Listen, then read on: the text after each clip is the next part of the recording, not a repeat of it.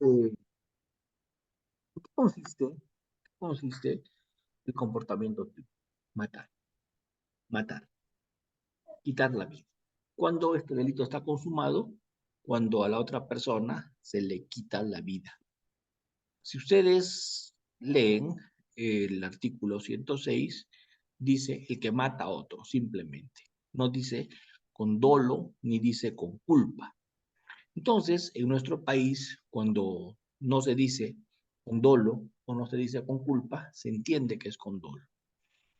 Para que un delito sea culposo, necesariamente ese delito es indispensable que ese delito diga de forma expresa, diga de forma literal esa palabrita, ¿no? Culposo. Solo así será un delito culposo. Por eso es que el artículo 111, cuando habla del homicidio culposo, dice el que por culpa ocasiona la muerte de una persona. Si no dice la palabra por culpa, se entiende que es un delito doloso. Si no dice por culpa, se entiende que es doloso. ¿Sí? Y puede darse dentro de los tres tipos de dolo: dolo directo, dolo indirecto o de consecuencias necesarias y dolo eventual. A estas alturas les debo decir que yo estoy siguiendo esta ponencia también en vuestro chat. Yo estoy viéndoles en el chat todas las intervenciones que ustedes tengan, todas las preguntas que ustedes tengan. Yo a su vez las estoy mirando en el chat para que a partir de allí, en tiempo real, yo pueda hacer comentarios, yo pueda decirles a ustedes algunas situaciones que estoy verificando que se van presentando. ¿De acuerdo? Entonces, confírmeme, por favor, quiero ver si están conmigo, si están en cuerpo y alma. Coméntenme en el chat si me están escuchando y me están entendiendo. ¿Estamos en contacto? A ver, alguien que me diga algo en el chat. Muy bien, Alison me confirma que sí está. Entonces, por lo menos, estoy seguro que estoy únicamente con Alison, aunque sea en esta sesión. Alison y yo vamos a continuar esta conversación. Noemí también creo que está. Noemí también está. Bueno, los demás es una cuestión de fe que se han conectado y que están con nosotros en este curso, en este diploma. Bien. Este delito, pregunta para todos, y quiero que me respondan en el chat, y quiero que empecemos a interactuar. Este delito solo se puede cometer a partir de una conducta positiva. ¿Esto es una acción? ¿O también este delito es posible que se cometa a partir de una conducta negativa? Esto es una omisión. ¿Cómo creen? ¿Solo se podría cometer con una acción? ¿O también es posible que este delito se cometa a partir de una omisión? ¿Qué opinan? El homicidio simple se puede cometer solamente con una conducta positiva que se enfrenta a un deber, a una prohibición, o también se puede cometer con una omisión. Pues la respuesta es que también este delito se puede cometer con una omisión. No solamente este homicidio se puede cometer con una acción, sino este homicidio también es posible, también es absolutamente posible que se pueda cometer con una conducta negativa. Esto es, se puede cometer a partir de una omisión. Cuando se comete a partir de una omisión, estamos en un supuesto que vimos en la primera sesión, que es el supuesto de omisión impropia. Se puede matar también por omisión impropia. ¿De acuerdo? Es posible matar a una persona por omisión impropia. ¿Y cuándo se mataría a una persona por omisión impropia? Se mataría a una persona por omisión impropia cuando se tiene la condición de garante. Si se tiene la condición de garante, si se tiene el deber de garante, y no se impide el resultado, se puede matar a una persona y cometer homicidio simple a partir de una omisión. Vamos a poner el ejemplo. ¿Qué pasaría si el guardaespaldas, al que le pagan como garante para que preserve la vida y la salud de una persona, no hace nada por impedir que esta persona se muera? No hace nada por impedir ese resultado. Ese garante habría cometido el homicidio por omisión impropia, también conocido como comisión por omisión. porque teniendo el deber de evitar el resultado, no lo habría evitado, porque teniendo el deber de evitación, porque teniendo el deber de evitar, no habría evitado ese resultado que además era evitable, ¿sí? Que además era evitable. Lo propio pasaría con, como les dije, el guardaespaldas, el salvavidas. Ellos podrían cometer homicidio simple por omisión. Si es que omiten salvar la vida, si es que omiten defender, si es que omiten cumplir su deber de garante, y claro, y la circunstancia tendría que haber sido evitable, porque si omiten y la circunstancia era inevitable, tampoco van a incurrir en el comportamiento, tampoco van a incurrir en el delito, ¿sí? Asimismo, este tema del homicidio simple, como les digo, es un delito que como no está el artículo 106 mencionando el que por culpa, se entiende que esto se comete por dolo. Como no está mencionado el que por culpa, se entiende que se comete únicamente. Y el dolo puede ser dolo directo, el dolo puede ser dolo eventual, o también puede ser dolo de consecuencias necesarias. Voy a poner un ejemplo para diferenciar cuando un homicidio es doloso, cuando un homicidio es con dolo directo, con dolo indirecto y con dolo eventual.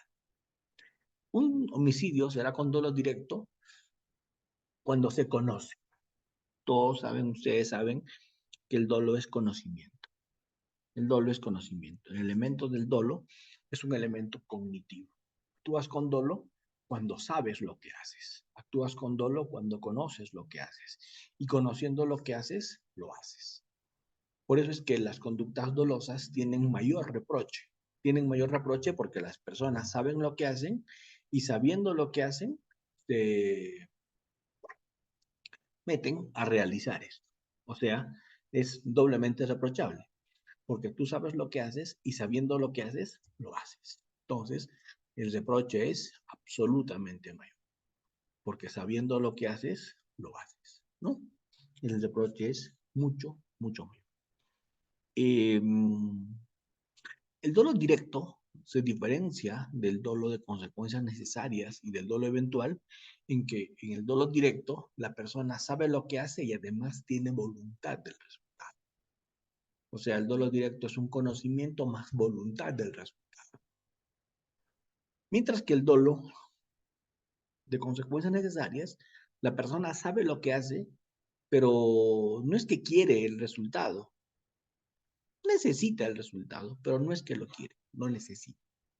Mientras que en el dolo eventual, la persona ni quiere ni necesita el resultado, pero esa posibilidad que ocurra la ha representado, esa posibilidad que ocurra se le ha pasado por la mente y esa posibilidad que ocurra, aunque la ha representado y se le ha pasado por la mente, es una posibilidad que no lo detuvo, es una posibilidad que él contempló, pero aún así continuó, aún así siguió realizando y desplegando las acciones. Y una persona pone una bomba en un vehículo, pone una bomba de calor, que es el ejemplo que me gusta poner siempre.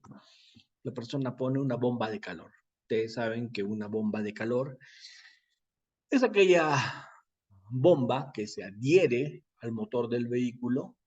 Una suerte es como un celular, la bomba de calor se pega en el motor del vehículo y esa bomba, cuando el calor del motor aumenta, la bomba se activa, porque se activa con el calor. Entonces, cuando se activa con el calor, explota. Entonces, si se quiere poner una bomba de calor para matar a cierta persona que es propietaria del vehículo, hay dolor directo respecto a esa persona porque se quiere matar a esa persona, se sabe que va a morir, se conoce que se está poniendo esos elementos y va a morir. Entonces hay dolor directo. Se sabe que va a morir y se busca que muera. Se sabe lo que se hace y se busca además el resultado, muerte. El resultado es que la muerte de la persona se produzca. Sin embargo, puede darse el caso de que esta persona no maneje el vehículo. Y si esta persona no maneja el vehículo, es posible que tenga un chofer. Entonces, respecto del chofer, hay conocimiento que va a morir. Se sabe lo que se hace, sí, pero no hay, digamos, el querer que muera. Si no, se necesita esa muerte, pero no es lo que se quiere, ¿no? Se necesita. El chofer tiene que morir para que muera el enemigo, para que muera la persona a la que se quiere matar. Entonces es un dolor de consecuencias necesarias. Yo no busco el resultado, yo no persigo el resultado, pero esa posibilidad me la representé, esa posibilidad la acepté y aún así me detuve. Sabiéndola, continué. Sabiéndola, seguí, avancé, no me detuve. Ese es el famoso dolo de consecuencias necesarias. Por último, el dolo eventual, con el que también se puede cometer el homicidio simple. El dolo eventual es aquel dolo que se representa, es aquel dolo que se da cuando yo no quiero, no necesito, pero esa posibilidad me la represento y si ocurre, la acepto. Yo no quiero, yo no necesito, pero esa posibilidad me la represento, esa posibilidad la contemplo y si pasa, la acepto. En el mismo ejemplo de la bomba de calor. Yo pongo la bomba de calor en el vehículo, quiero que mi enemigo se muera, dolo directo respecto de él. Conozco lo que hago y tengo la voluntad de que pase. En el dolo indirecto o de consecuencias necesarias, cuando pongo la bomba de calor, yo sé que va a morir mi enemigo, pero también sé que va a morir su chofer. Con su chofer no tengo el deseo de que muera, pero necesito que muera. Es el dolo indirecto de consecuencias necesarias. Pero sin embargo, ese vehículo es muy probable que cuando explote esté transitando en la vía pública y es muy posible que lesione, que afecte, que dañe a transeúntes, a personas que están desplazándose en la vía pública. Entonces, respecto de estos transeúntes que se están desplazando en la vía pública, yo no busco su muerte. Yo no necesito su muerte, pero esa posibilidad existe y aun cuando ruego que no pase, aun cuando mi deseo más profundo, más ferviente es que no pase, esa posibilidad está presente y yo continué y no me detuve. Aun cuando me quedé rezando para que no pase, ¿cierto? Esa posibilidad estaba presente, yo no me detuve, asumí ese resultado si es que se producía. Es el dolo eventual. Yo no lo busco, yo no lo necesito, pero esa posibilidad existe, esa posibilidad es latente y si ocurre, lo asumo. Si ocurre, lo acepto. No me complico. No sé si está ahí me están entendiendo. ¿De acuerdo? Entonces, el homicidio simple del 106 se puede cometer o con dolo directo, se puede cometer o con dolo eventual y también se puede cometer con dolo de consecuencias necesarias. Los tres tipos de dolo van a ser útiles para cometer este tipo de comportamiento, para cometer este delito. ¿De acuerdo? Hasta ahora solamente Allison me está confirmando que me escucha, me está confirmando que está presente conmigo, pero todavía no me queda tan claro si los demás están. Henry, por ejemplo, sí está. Henry prende su micrófono. Allison me dice que sí está. Ángel Arturo Ceballos también me dice que sí está. Pedro Velázquez también me dice que sí está. Qué bueno, qué bueno. Estoy volviendo a recuperar la fe. Ya por un momento la había perdido. Yo pensé que estaba hablando solo, pero veo que eso no es así. Muy bien. Entonces, continúo. Ya con el homicidio simple, voy a explicar mucho el homicidio simple, porque si explico bastante el homicidio simple, con este tema se va a entender todos los demás delitos muy rápido. Va a bastar leer el código para entender los demás delitos. Pero la idea es que el homicidio simple lo desmenucemos. Y en el homicidio simple nosotros establezcamos con mucha claridad las categorías para que a partir de así podamos entender mejor las demás figuras. Entonces, continuando con esta pequeña explicación, con este pequeño recuento, vamos a tener en cuenta que para cometer homicidio simple se requiere que la persona muera. Se requiere que la persona haya actuado con dolo. se requiere que esta persona, además, haya actuado con una acción o con una omisión. Pero también es importante que es un delito que admite participación delictiva. El homicidio simple se puede cometer en coautoría. El homicidio simple se puede cometer por autoría inmediata. El homicidio simple se podría cometer por, no sé, pues, con cómplices primario, secundario o con instigadores. Todas esas posibilidades admite la comisión del homicidio simple. Se puede cometer, como les digo, con instigadores, con cómplices, se puede cometer en coautoría, se puede cometer con un autor mediato. Y lo voy a un poquito tratar de explicar para que se pueda entender. Lo voy a tratar de explicar para que se pueda entender. ¿Sí? A ver, vamos explicando este tema.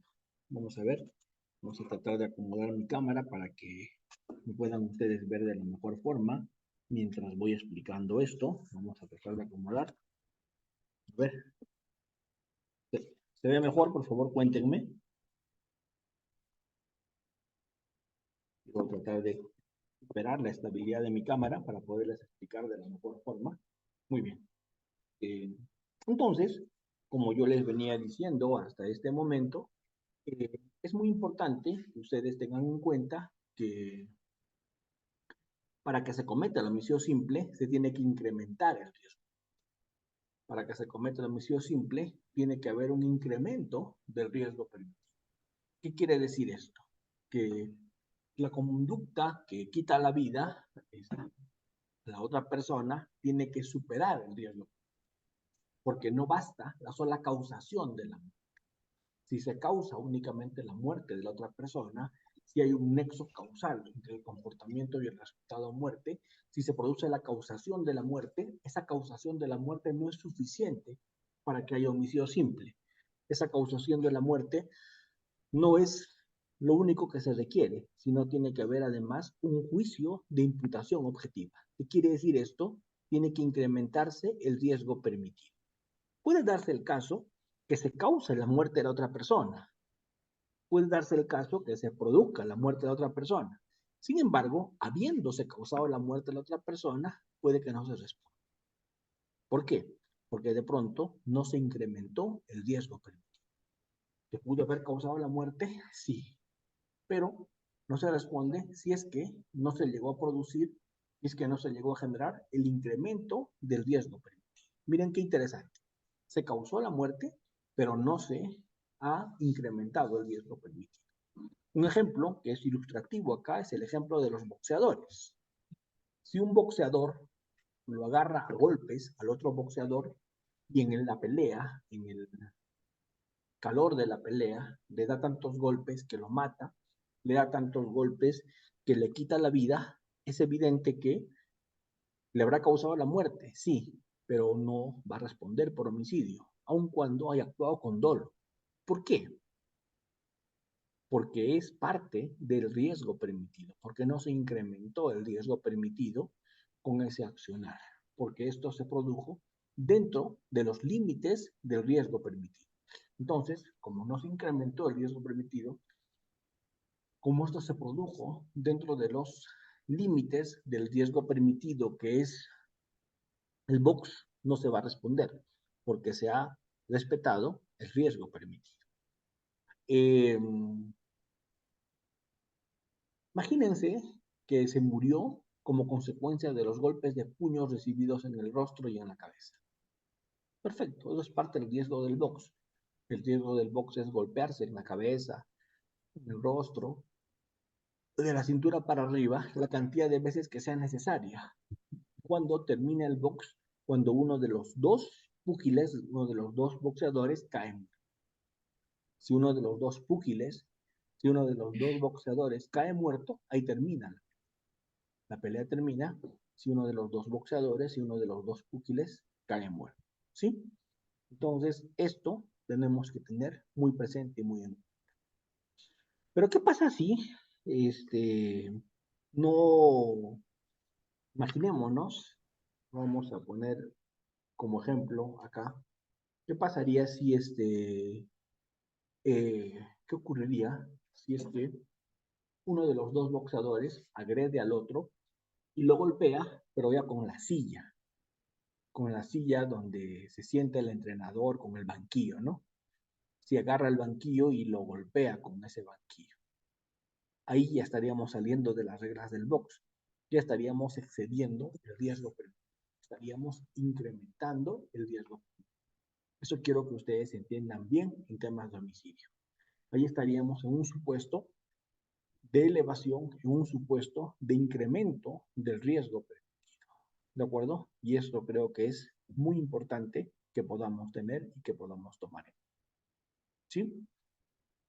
Entonces, hasta acá ya hemos visto varias figuras que nos van a servir, no solamente van a servir para los efectos de, no solamente nos van a servir para los asuntos relacionados con eh, el tema del homicidio simple, sino todo lo que hemos visto hasta este momento nos va a servir para entender el asesinato, nos va a servir para entender el parricidio, nos va a servir para entender el feminicidio.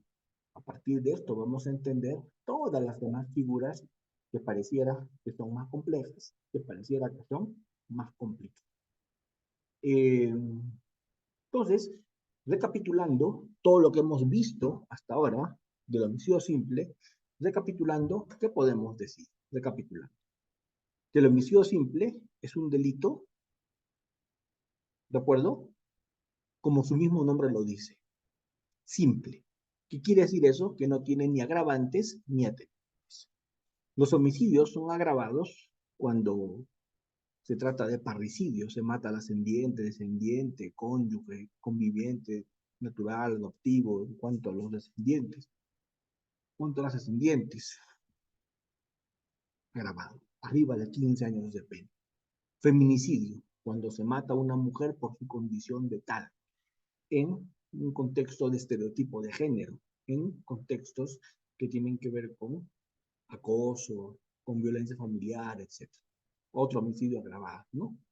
El tema del asesinato, o sea, se agrava el homicidio por los medios empleados, por el móvil por el que se realizó, etcétera, etcétera, etcétera. Entonces, así como hay homicidios agravados, asesinato, parricidio, feminicidio, etcétera, también hay homicidios atenuados. Estamos hablando del homicidio culposo, estamos hablando del infanticidio, estamos hablando del homicidio por emoción violenta. Estos son homicidios más bien atenuados. ¿Cuál es el homicidio que no tiene ningún agravante y no tiene ningún atenuante? ¿Cuál es el homicidio medio, digamos, que no tiene ni agravantes y no tiene atenuantes? ¿Cuál es ese homicidio? Ese homicidio que no tiene ni agravantes ni atenuantes es el homicidio conocido como el homicidio simple. ¿De acuerdo? El homicidio simple. El homicidio que no tiene ni agravantes ni atenuantes. Está explicado en el artículo 106. Entonces, por eso se denomina homicidio simple, porque no tiene ni agravantes ni atenuantes. Es un homicidio estándar. Puede ser cometido por cualquier persona, sujeto activo cualquier persona, sujeto pasivo en agravio de cualquier persona. ¿Sí?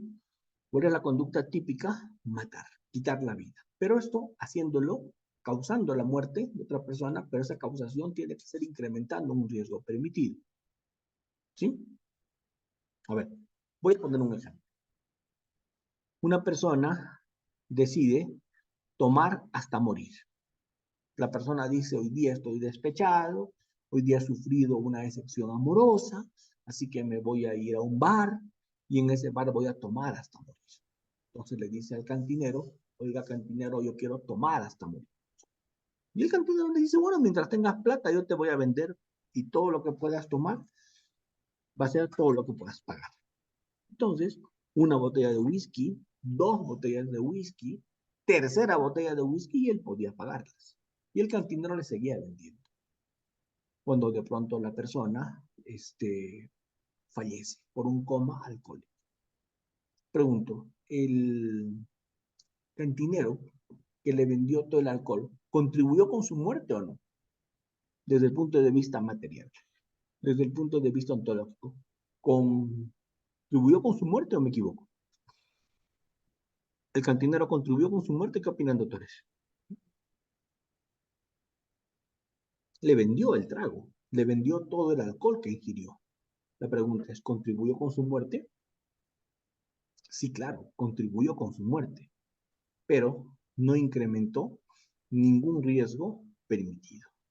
Contribuyó con su muerte, pero no incrementó ningún riesgo permitido, pero contribuyó con su muerte.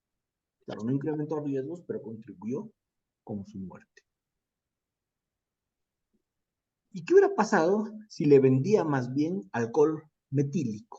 Un alcohol que no era para consumo, sino más bien industrial.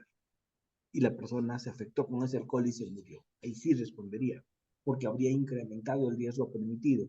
Y el riesgo permitido que me dice, lo que se vende, es el alcohol etílico, no el alcohol industrial o alcohol metílico. Entonces allí sí habría causado la muerte porque habría incrementado el riesgo permitido. ¿Sí? Entonces, este delito se puede cometer, repito, por una acción, por una omisión, siempre con dolo, con cualquier tipo de dolo. Este delito se puede cometer en coautoría, se puede cometer en participación de varias personas también. ¿Sí? Se puede cometer en coautoría, en participación de varias personas. Muy bien. ¿Hasta acá preguntas? El delito de homicidio simple admite un delito que admite participación delictiva. Es un delito que admite complicidad, admite instigación. Yo instigo, lo determino al otro, lo convenzo, lo persuado para que mate. Yo habré sido instigador de eso. Si yo le facilito las armas, le facilito los medios para que cometa su hecho, seré cómplice de ese hecho. ¿De acuerdo? Seré cómplice. Ya luego vamos a mirar este tipo de temas con más detalle. ¿Sí? Este delito admite tentativa, esto es, si se hacen acciones destinadas a matar, aun cuando la muerte no se produzca, funciona, porque este delito admite tentativa. Se puede cometer tentativa en este tipo de delitos. ¿Sí? Y finalmente, este es un delito desde el punto de vista subjetivo que únicamente te exige el dolo. No se puede cometer con culpa, ni tampoco te exigible la finalidad o la tendencia interna trascendente, que sí es importante en el hurto, en demás delitos. Por acá no es importante, no es de recibo la tendencia interna trascendente y tampoco es de recibo el tema que hemos eh, conversado tanto, que es el tema de finalidad del homicidio, ¿sí? Finalidad del homicidio. ¿Hasta acá estamos bien? ¿Sí? Muy bien. Estamos en justo la mitad de la sesión, así que les pido 5 minutos para yo cambiar mi servidor, porque la cámara está un poco chueca y no me gusta. 5 minutos de intermedio y ya llego a reparación, por favor, ¿sí?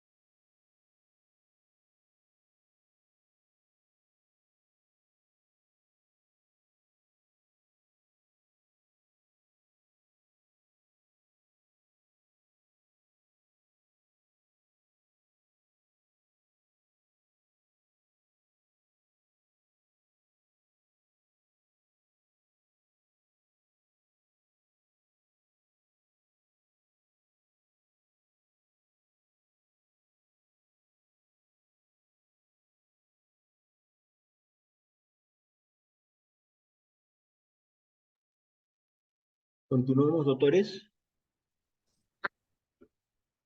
Perfecto.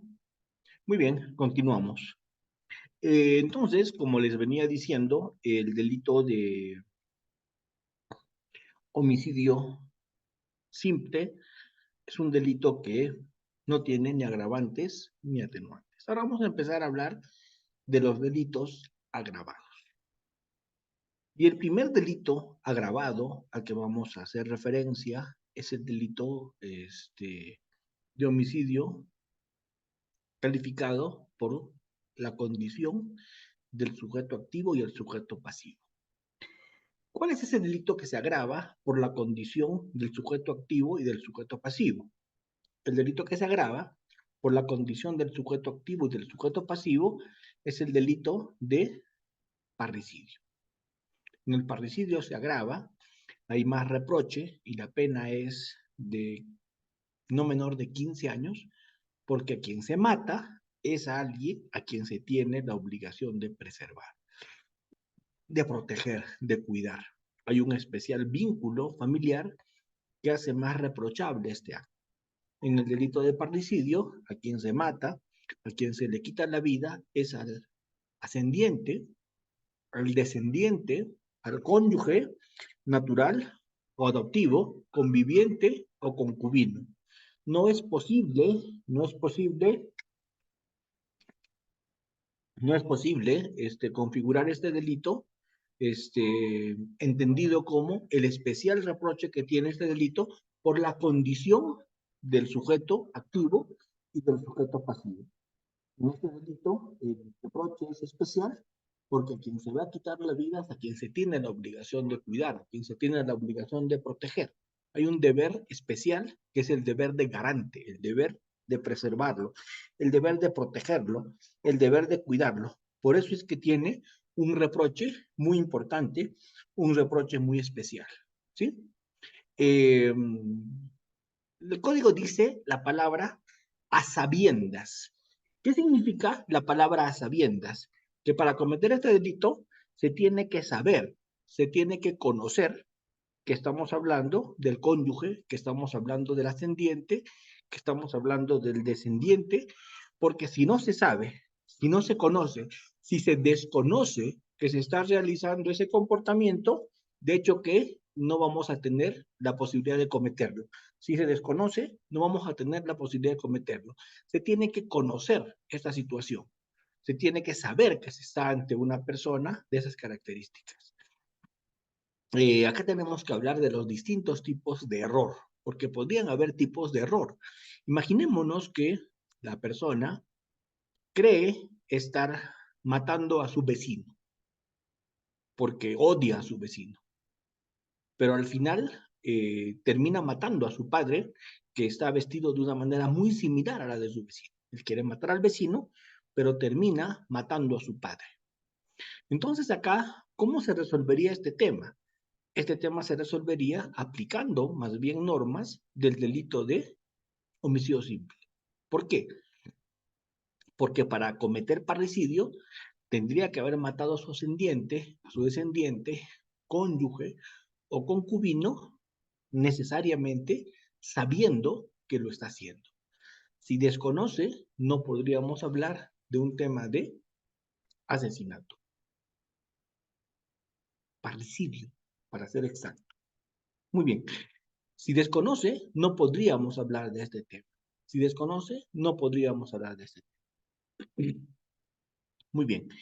El otro homicidio, vamos a volver luego con el parricidio seguramente, pero el otro homicidio al que yo quiero mencionar el día de hoy en esta noche es el homicidio también conocido como feminicidio.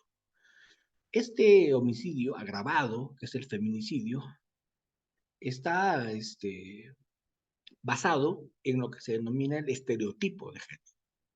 El feminicidio se comete sobre el estereotipo de género. Está basado en el estereotipo de género. ¿Y qué es un estereotipo de género? Ustedes saben que un estereotipo es una construcción mental falsa que se cree verdadera, ¿no? Y el estereotipo de género parte, parte por esta creencia, por esta concepción, por esta idea de que hay una superioridad en el hombre respecto de la mujer. Este delito lo comete el hombre que se cree superior a la mujer. El hombre se cree superior a la mujer y en esa superioridad que se cree respecto a la mujer no acepta que ésta termine en una relación, no acepta que ésta realice algún tipo de acto independiente y autónomo con un tema de pareja. Entonces, por eso es que este tema del feminicidio es un tema bastante, desde mi modesto punto de vista, controvertido. Controvertido porque, como les había comentado yo, este, se, se va a dar se va a dar una suerte de muerte por ese estereotipo. Yo quiero desmitificar el hecho de que el feminicidio se cometa, que el feminicidio se ejecute, que el feminicidio se realice por un tema de odio a la mujer. No es un crimen de odio. Yo creo que es un error decir que el feminicidio es un delito misógino, es un delito basado en un comportamiento misógino. Yo creo que esa no es la esencia del feminicidio.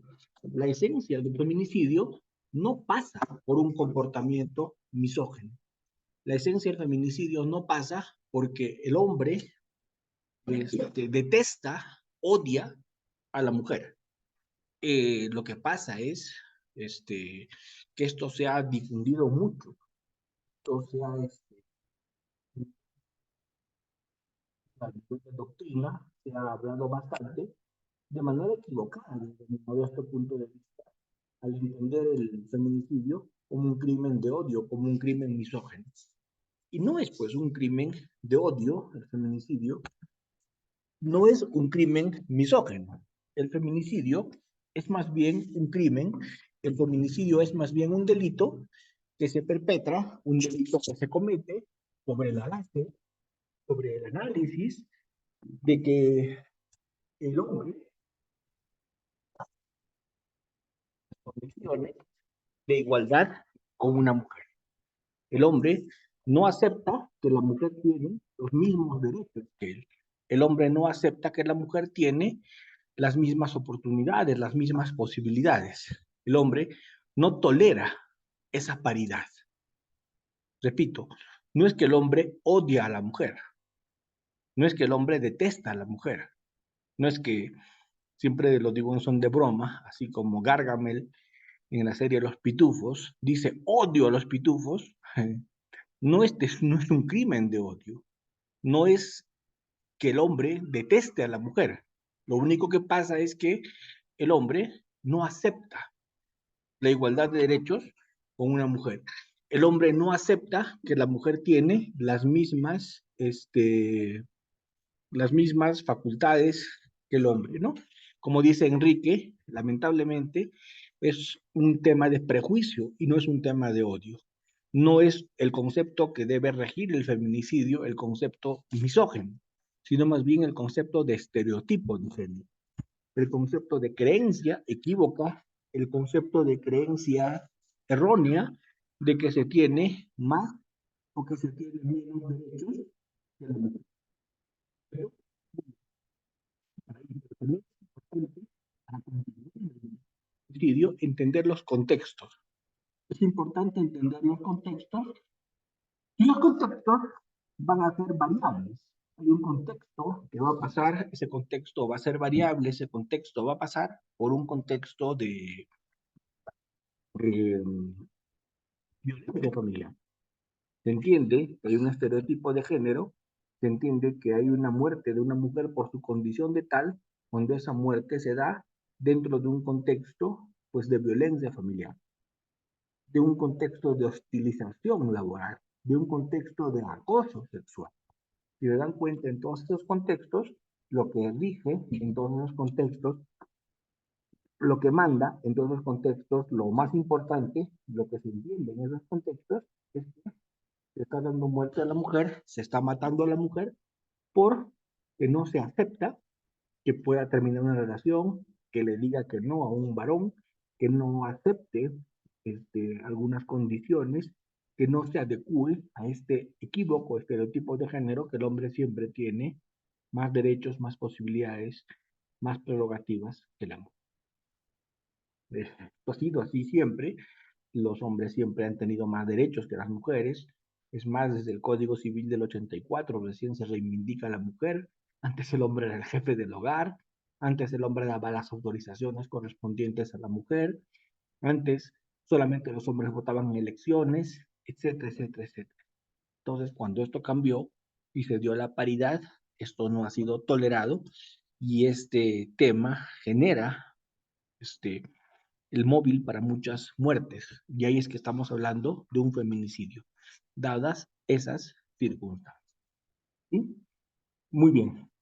Ahora entremos al otro homicidio que quiero ver también entre los homicidios agravados, que es el homicidio que tiene que ver con el homicidio calificado por las circunstancias, por los móviles, por las especiales condiciones. Y cuando entramos a ese homicidio, ¿de qué estamos hablando? Estamos hablando del asesinato. 108 del Código Penal. Parricidio 107, ya lo vimos. Asesinato 108 del Código Penal. En el asesinato, ¿cuál es el comportamiento? En el asesinato, ¿cuál es la nota característica? En el asesinato, la nota característica es las situaciones en las que se presenta.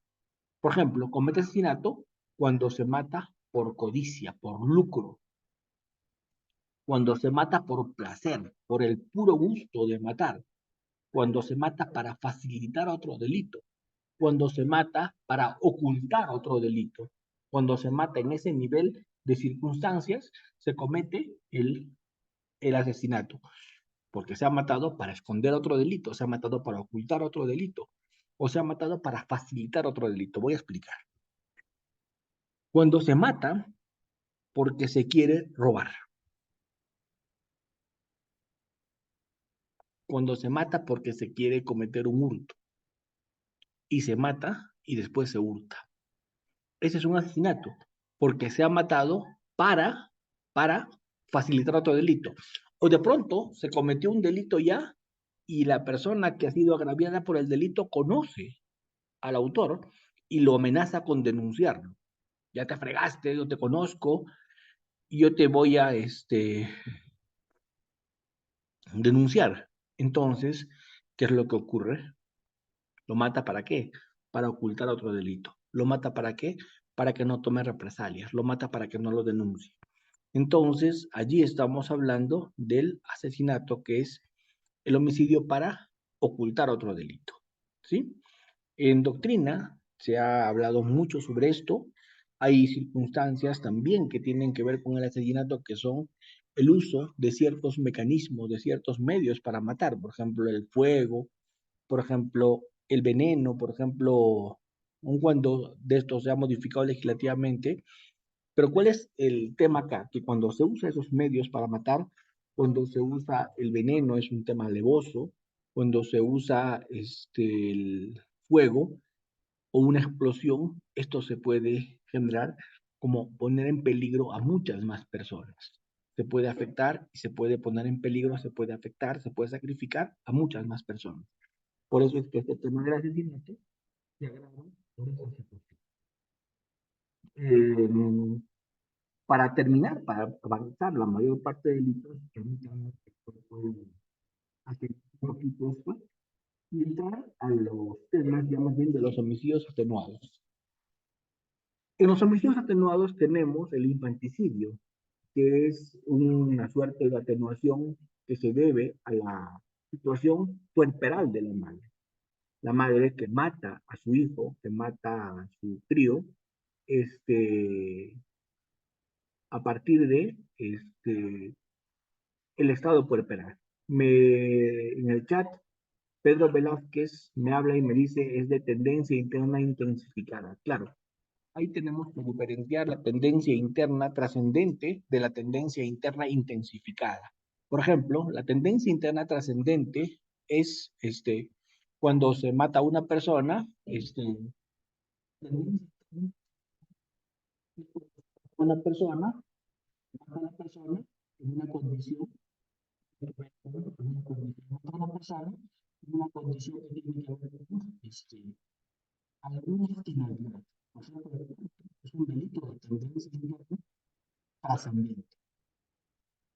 Sustraigo y me apodero de un bien para obtener provecho. Todos los delitos que tienen la palabrita para son delitos de tendencia interna trascendente. Me apropio para obtener provecho. Lo sustraigo para obtener provecho. Son delitos de tendencia interna trascendente. Hay un para. Ese para es para obtener provecho. Mientras que en la tendencia interna intensificada, un ejemplo muy bien en lo que dice Pedro Velázquez, es el tema, por ejemplo, del asesinato con gran crueldad. El asesinato de ese delito se agrava por las circunstancias, y una circunstancia que agrava el asesinato es el tema de la gran crueldad. ¿Qué es matar con gran crueldad? Ese es un ejemplo de tendencia interna intensificada, cuando se mata con gran crueldad. Esto es haciendo sufrir a la víctima de manera innecesaria. Esto es generando a la persona un dolor, generando a la persona un suplicio que no era necesario generar para causar el resultado. Era suficiente tal vez matarlo con 2 disparos, pero hay una tendencia interna intensificada cuando se le hace sufrir la muerte, se le hace sentir la muerte. ¿Y qué es eso? Por ejemplo, se le mata pues como matan los narcos, ¿no? Una forma cruel de matar que tenían era ponerlos en un barril lleno de cal, amarrado, y dejarlo que el cal haga el trabajo.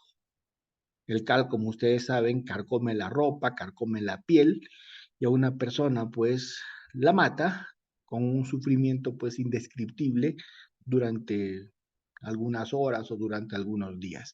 ¿Esto qué es? Esto es una suerte de asesinato por gran crueldad, con una tendencia interna intensificada con gran crueldad.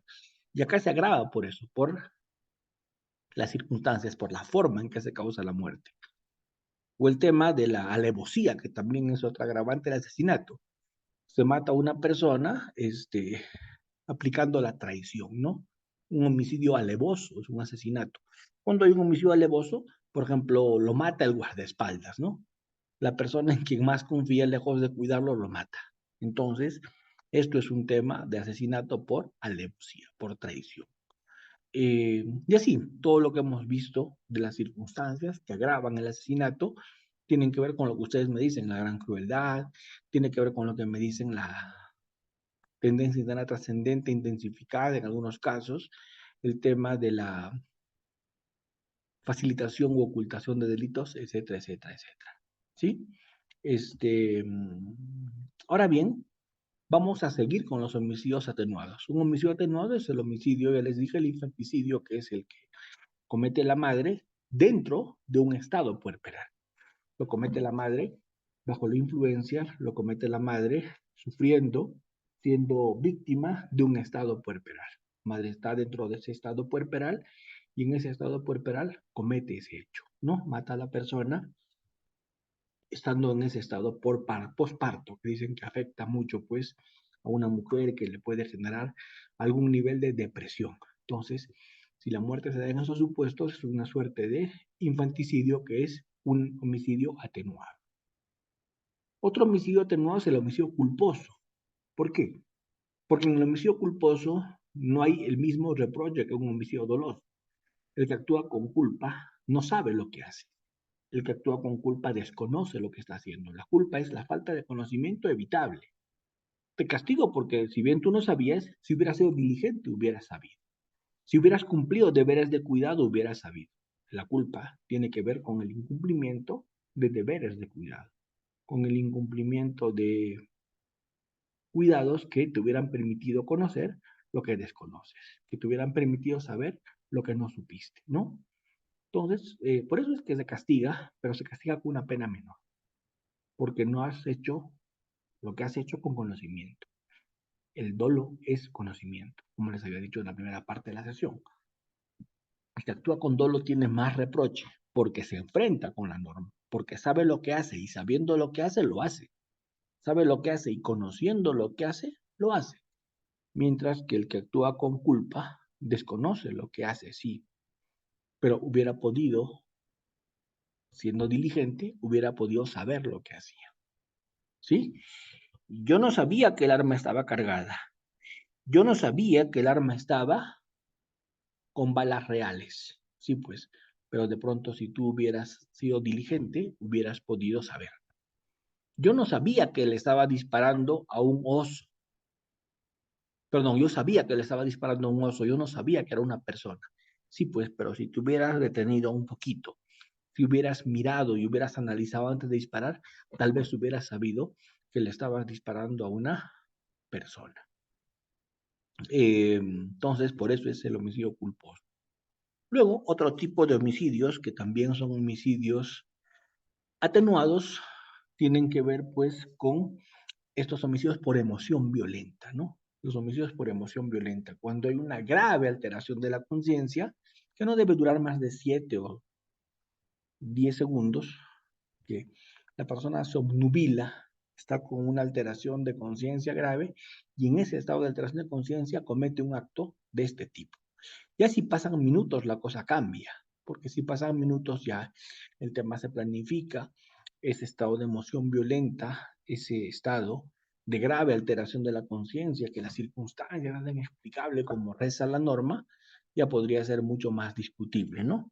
Porque la idea acá es que se nubiló, la idea es que acá habiéndose nubilado, realizó lo que hizo, habiéndose nubilado, tuvo el acto que tuvo que realizar, estando bajo el insumo de una grave alteración de la conciencia. Vamos a dejar un segundo los delitos de homicidio para entrar a los delitos de aborto, porque como me han pedido tocar los delitos contra la vida, me toca hablar un poco de los delitos de aborto. En el delito de aborto, la característica es la interrupción del embarazo con la subsecuente o consecuente muerte del producto de la concepción. Los abortos son de 3 clases. Los abortos son los abortos accidentales, una caída, ¿cierto?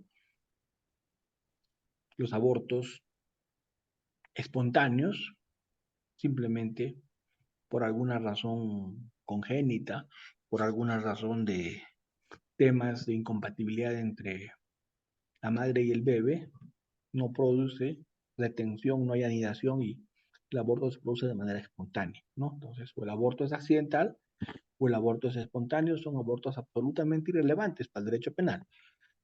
El accidental y el espontáneo. Los abortos que son los relevantes para el derecho penal son los abortos provocados. Esto es cuando se provoca la muerte del feto, ¿sí? Y este aborto, que es el aborto provocado, puede ser de varias clases. Puede ser aborto consentido, cuando la misma gestante consiente que le practiquen el aborto a una tercera persona para que la próxima o la misma persona se causa su aborto, es el autoaborto, pues el autoaborto, la misma mujer se causa el aborto, ingiere alguna sustancia y con eso se causa el aborto, o hay una tercera persona que le asiste y estamos hablando del aborto consentido. Pero también puede ser el aborto no consentido cuando la madre, la gestante, no quiere perder, no quiere que se produzca la muerte del resultado de su concepción. Entonces, allí estamos hablando del aborto no consentido, cuando la obligan a abortar, ¿no? Luego tenemos los abortos, que son los abortos ya que pasan por el aborto atenuado, ¿no? Los abortos atenuados son el aborto eugenésico, el aborto sentimental. ¿De qué estamos hablando cuando hablamos del aborto eugenésico o del aborto sentimental? Estamos hablando del aborto eugenésico cuando hay malformaciones, cuando por alguna razón de rayos X, etcétera, el nuevo ser, el fruto de la concepción queda con algunas situaciones que le van a afectar cuando nazca, ¿no? Por ejemplo, puede tener malformaciones, etcétera. Entonces, si se producen las circunstancias del aborto, es un aborto que es atenuado por ser un aborto eugenésico. El aborto sentimental es cuando se produce el aborto a partir de eh, una violación, ¿no? El producto de del embarazo ha sido como consecuencia de una violación. Entonces, si la mujer aborta a ese producto de la violación, ese como concebido que ha sido producto de una violación, allí estamos hablando del aborto sentimental. Son abortos atenuados que tienen una pena mínima, pero ahí viene todo un tema de hasta qué punto tienen que seguir siendo condenadas estas figuras, hasta qué punto estas figuras tienen que estar siendo todavía perseguidas, ¿no? Ya para ir cerrando, tenemos el aborto que está permitido. ¿Y cuál es el aborto que está permitido? El único aborto que está permitido es el aborto terapéutico, que únicamente lo puede participar, lo puede practicar un médico cuando es la única forma de salvar la vida de la madre, ¿no? Hay un conflicto muy serio entre la vida de la madre y la vida del feto. Si el concebido, si el producto de la concepción, por ejemplo, tiene una incompatibilidad sanguínea con la madre, puede terminar matando a la madre porque hay una incompatibilidad de sangre, un RH negativo, por ejemplo. Y así casos que el producto de la concepción podría afectar seriamente la salud de la madre y allí el aborto no es punible, pero tiene que ser acreditado y tiene que ser practicado por un médico.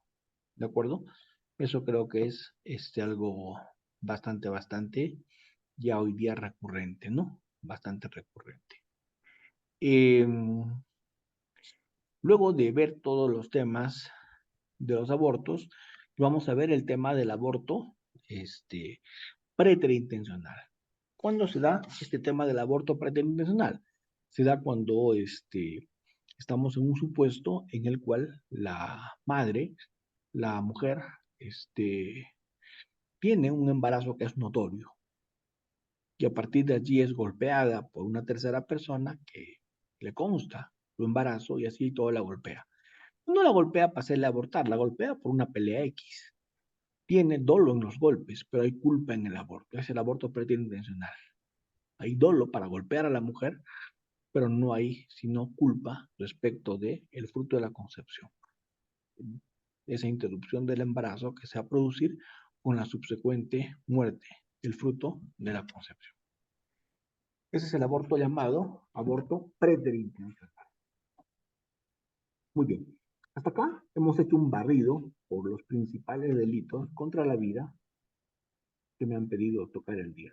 Me han pedido tocar desde el homicidio simple, el asesinato, el parricidio, el infanticidio, el homicidio por emoción violenta, el homicidio culposo, etc. Todos los delitos contra la vida humana, dividido en los delitos contra la vida de una persona y los delitos contra la vida de un concebido, ¿no? Que tienen que ver con los distintos tipos de aborto, ¿sí?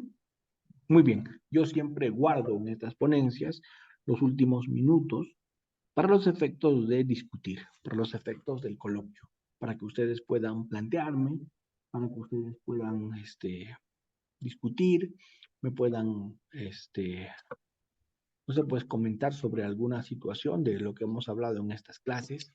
Yo quiero aprovechar para abrir el micrófono respecto a lo que vimos en la primera sesión que tuvieron conmigo, en la segunda y en esta, ¿no? Y si está en la medida de mis posibilidades, yo, con el mayor de los gustos, con el mayor de los cariños, voy a acceder a responder. Claro, en la medida de que la pregunta esté dentro de mis posibilidades, ¿no? Porque tampoco puedo ser tan arrogante y decir que lo que ustedes me pregunten, yo lo voy a responder, ¿de acuerdo? Pero como les digo, si está en la medida de mis posibilidades, ustedes pueden contar sin ningún problema con eso. ¿Preguntas, doctores?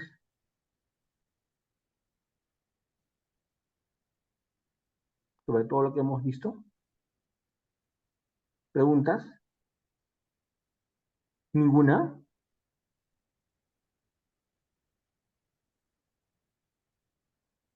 Estoy viendo en el chat, Enrique me pone cosas muy interesantes. Siempre hablamos de crímenes por prejuicios, no por odio. Eso es básico.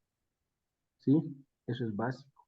Dice que los movimientos feministas buscan igualdad de condiciones y oportunidades en los derechos. Muy bien, un comentario muy interesante. Pero me gustaría, más que esto que ya hemos más o menos tocado en clase, algunas preguntas respecto de algo que hayamos omitido. O respecto de algo en lo que ustedes hayan escuchado, lo que yo he dicho y discrepen, ¿no? Tengan algún nivel de discrepancia. Respecto de todo eso, quiero conversar con ustedes en estos temas. ¿Sí? Adelante.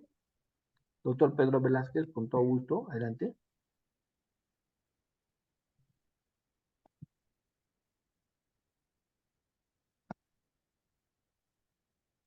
Ahí está. El doctor, una pregunta muy interesante. Me dice, Alison también me está preguntando, está bien, hay un par de preguntitas que no voy a dejar de responder. Alison, no siempre que se atropella a una persona, Alison, es un delito de homicidio culposo, porque puede que se atropelle a una persona y no haya ningún delito. Imagínense que la persona está pasando por debajo del crucero peatonal, porque tiene flojera subir las escaleras. Y si es un crucero peatonal, lo más probable es que sea una vía expresa, como la Javier Prado. Y si hay un crucero peatonal, hay que tomar el crucero peatonal, porque si no se toma el crucero peatonal y se transita por la parte baja, se está incrementando el riesgo permitido por parte de la propia víctima. Entonces acabaría una autopuesta en peligro por la propia víctima. ¿De acuerdo? Entonces, no siempre, Alison, que se atropella a una persona, estamos hablando de homicidio, ¿sí? Muy bien. Pedro Velázquez me pregunta y me dice, ¿cuál es la diferencia entre la imprudencia y la negligencia? Bueno, la impericia, la imprudencia y la negligencia son términos ya obsoletos que nadie usa. Todo eso ha sido reemplazado hoy día por lo que es la infracción de deberes de cuidado, ¿sí? No sé si hay alguna pregunta más. Doctores, ¿alguna pregunta, algún comentario? Bueno, veo que no. Veo que no hay comentarios, veo que no hay preguntas, así que no me queda sino agradecerles a ustedes por estas sesiones que han tenido a bien acompañarme. Gracias a Inlares Capacitaciones, a Henry, por la oportunidad que me ha dado de estar con ustedes en estas sesiones. Y bueno, Dios mediante, espero que nos veamos en otra ocasión. Cuídense mucho y yo nuevo mi gratitud por esta invitación y esta oportunidad. Muy buenas noches. Buenas noches, doctor Fran. Buenas noches, doctores. ¿Cómo? No.